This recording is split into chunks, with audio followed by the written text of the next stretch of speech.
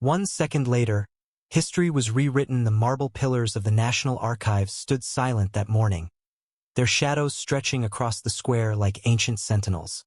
Scholars, tourists, and officials passed beneath them, unaware that history itself was about to shatter. In dusty chambers where documents had slumbered for centuries, a discovery waited, not by accident, but by a single second's twist of fate. 1 second later, a clerk's trembling hand lifted a folder that had been misfiled for generations, and the truth of a nation's past trembled on the edge of revelation. Dr. Eleanor Voss, a historian who had spent her career hunting for myths in forgotten ink, bent over the faded parchment. At first glance, it appeared like any other decree, another record of war and treaties. But the language was wrong, older, heavier, carrying words that rewrote the very foundation of liberty. The declaration she had sworn by as sacred seemed no longer the first of its kind. Beneath her eyes lay proof of another, older declaration, one signed in secrecy, one buried deliberately. Her hands shook as she traced the quill strokes, names that did not belong to patriots but to men of a darker ambition. She whispered the names aloud, and the room felt colder, and if the stone walls themselves had kept the secret for too long. She understood in an instant. The nation had been built not on a single dream of freedom, but on a betrayal written before the world's eyes were even allowed to see. 1 second later, the myth of a nation began to crumble. Outside, the city bustled with the ease of modern life. Vendors calling, children laughing, traffic rumbling over cobblestones. None of them knew the earth had shifted beneath their feet. Eleanor stepped out of the archives, clutching the parchment to her chest, her breath shallow.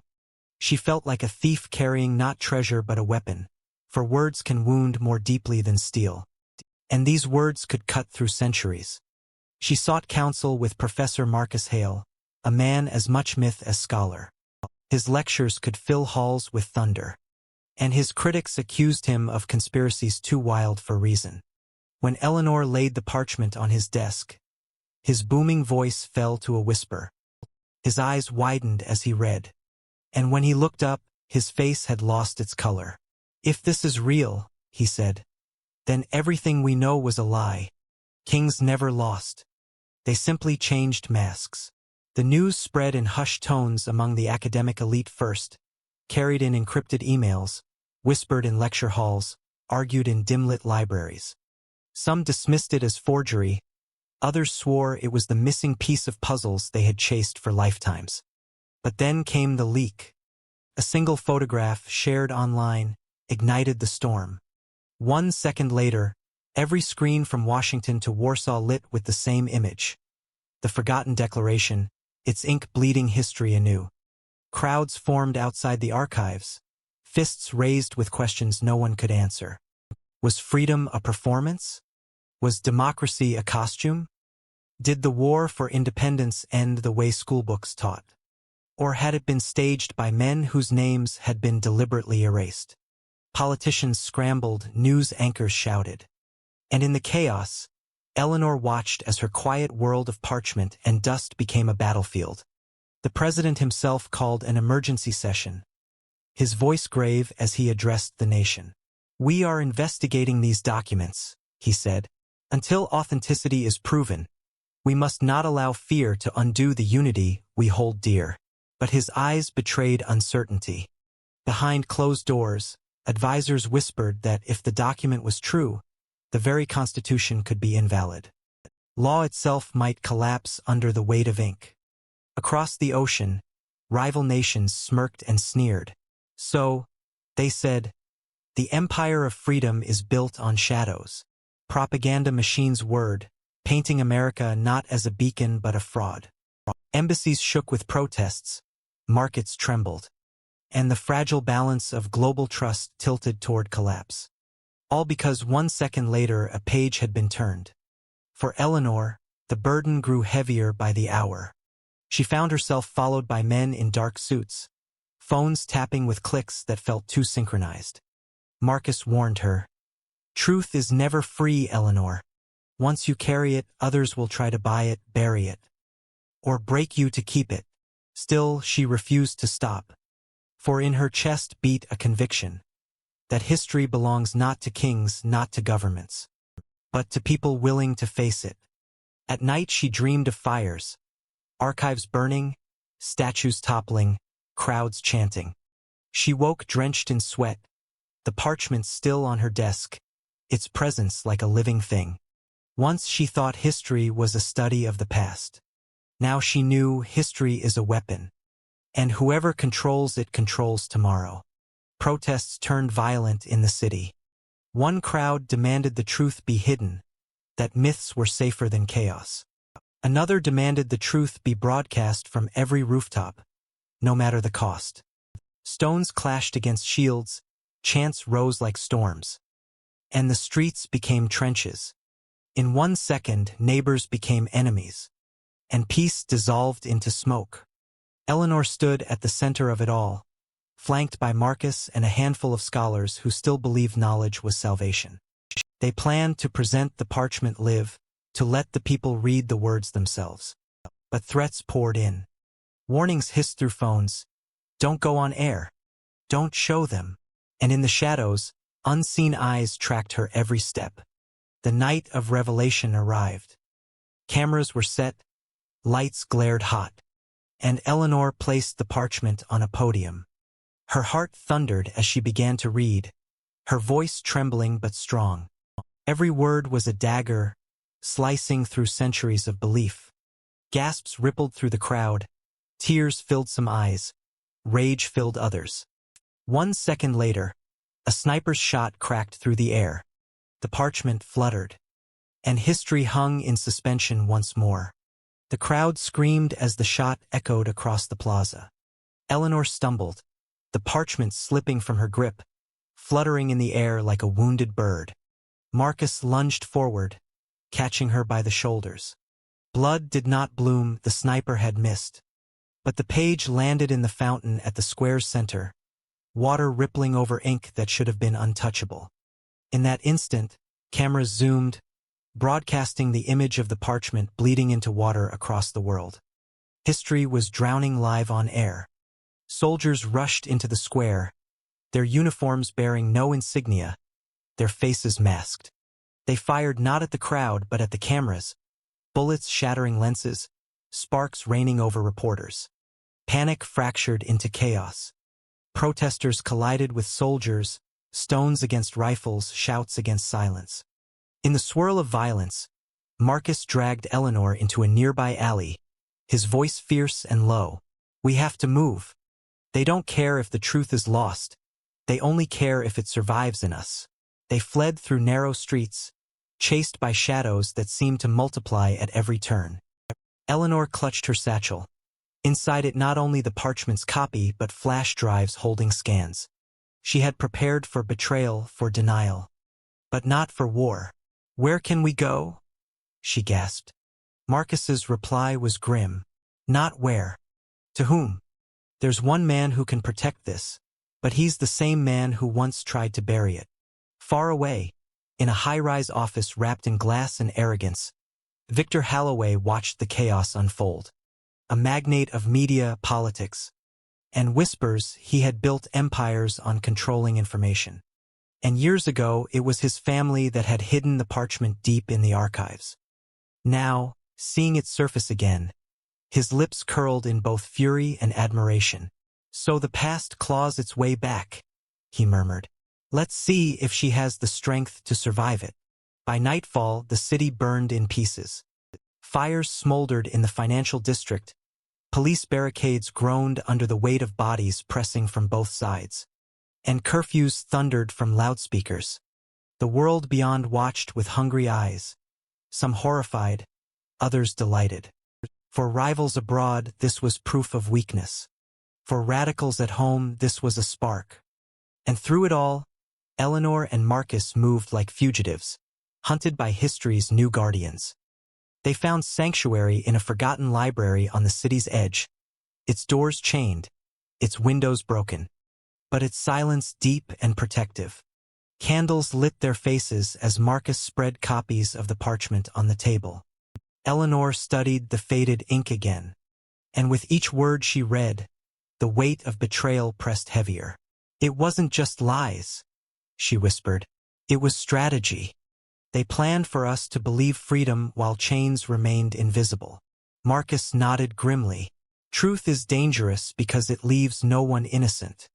Every generation since has lived under this shadow without knowing it." His hands trembled as he touched the page. And now the shadow fights back.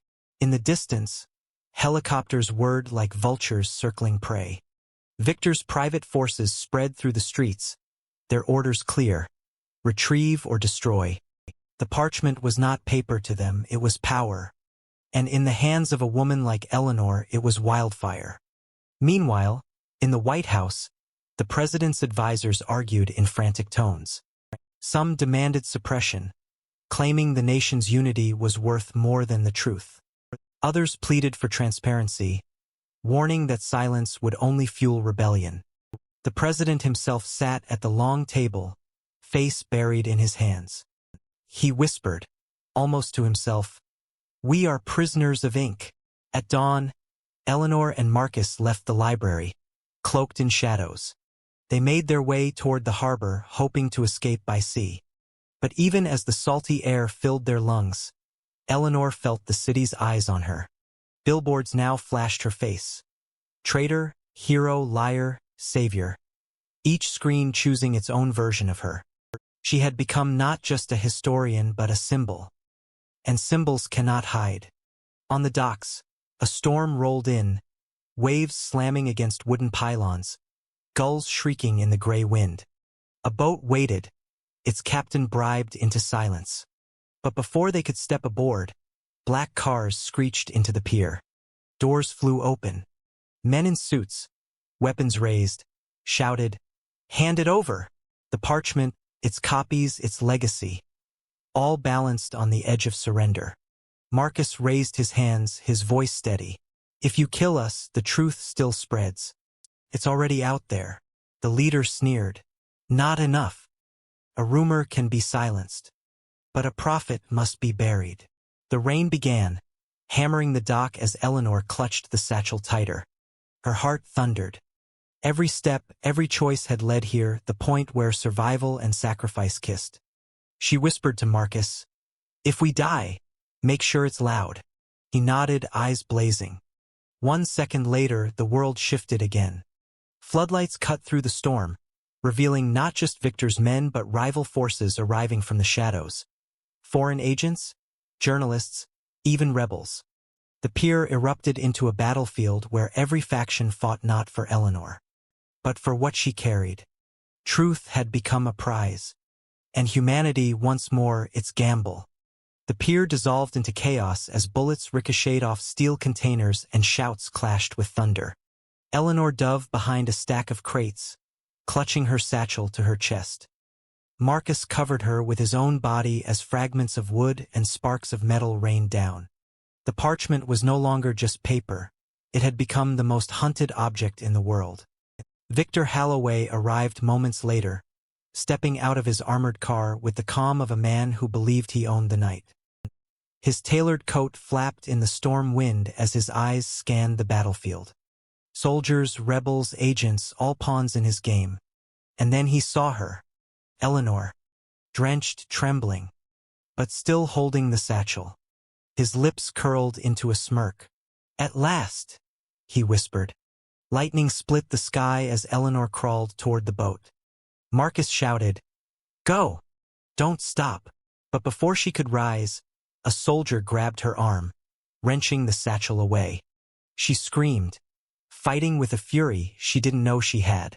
The soldier laughed, lifting the bag triumphantly, until a stray bullet cut him down.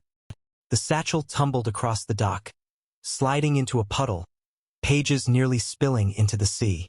Eleanor scrambled after it, her fingers scraping against wet wood, refusing to let history drown again. Victor's voice boomed across the dock. "Enough!" he roared, his men halting fire. The storm's howl seemed to bow to his command. He stepped closer, the scar on his cheek gleaming under the floodlights. "Dr. Voss, you've done well. But you don't understand. That parchment was hidden for a reason. If the world believes its chains were never broken, then chaos consumes everything. You're not saving history, you're ending civilization. Eleanor rose to her feet, hair plastered to her face, eyes blazing. Civilization built on lies is already broken, she spat. Her voice carried through the storm, reaching even the soldiers who hesitated in their obedience. She held the parchment aloft, ink bleeding from rain, but still legible. The people deserve the truth, no matter the cost. Victor's smile was thin, predatory. And when they tear themselves apart with it, when governments fall, when nations collapse, when blood runs in streets, will you carry that weight, Eleanor? Will you bury the millions who die in the name of your truth? His words struck the air like thunder. And for a moment even Marcus faltered, because in the storm of conviction, doubt always finds a crack. The rebels pressed forward, shouting that the truth must be revealed. Victor's men aimed rifles to silence them. And then, from the shadows, journalists emerged with live cameras, broadcasting every word. The world was watching again. And this time, the truth could not be hidden behind shattered lenses. Eleanor's trembling voice became iron. If history was stolen, then let the world steal it back tonight. Gunfire erupted anew, this time less controlled, more desperate. Factions clashed across the dock, fighting not for victory but for ownership of the narrative. Eleanor and Marcus seized the moment, sprinting toward the boat. But Victor followed, relentless, shouting orders above the storm. He leapt onto the deck just as Eleanor shoved the satchel into Marcus's hands. The boat's engine roared to life, cutting through waves as soldiers fired from the pier. Eleanor ducked behind the railing, clutching Marcus's arm, her heart pounding. "We can't outrun them forever," she gasped. Marcus nodded grimly, pulling a flash drive from his coat. "We don't have to. The scans are here. Even if we sink, the truth survives."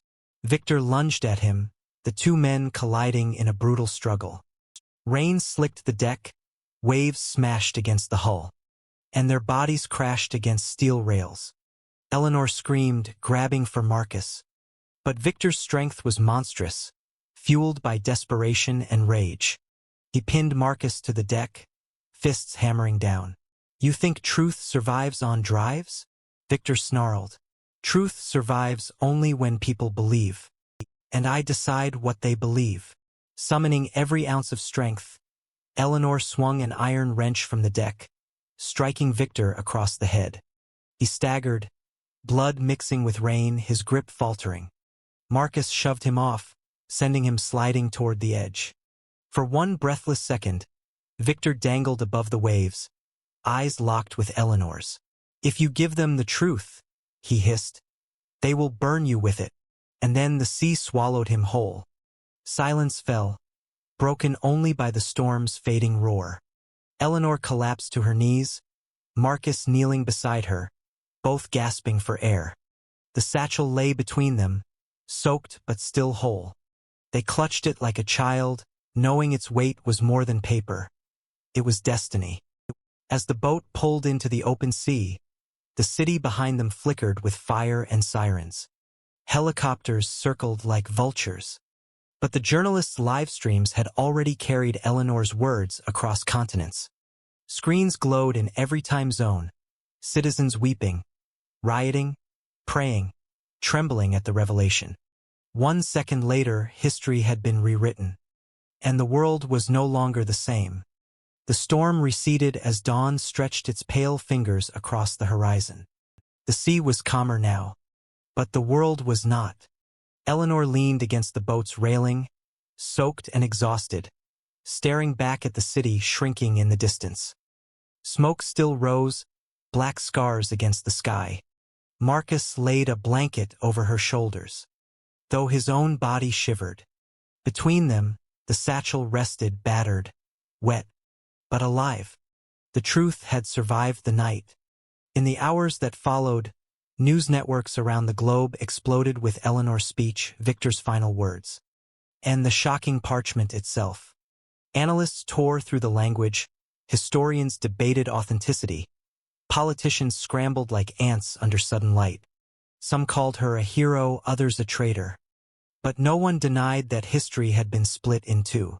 What once was myth was now questioned. And nations braced for the aftershock. Protests spread like wildfire. In one city, crowds chanted Eleanor's name as though she were a prophet. In another, effigies of her burned while mobs screamed she had destroyed their pride. Peaceful marches clashed with riot squads. And families argued across dinner tables, each member choosing a different version of history to believe. Truth, once a single thread, had frayed into countless strands, binding and strangling at once. Eleanor and Marcus reached a safe house far from the city, an abandoned farmhouse where the silence felt almost alien. There, by candlelight, they dried the parchment, its ink smudged but still legible. Eleanor traced the words once more, her fingers trembling. "We've given them the truth," she whispered. "Now it belongs to them."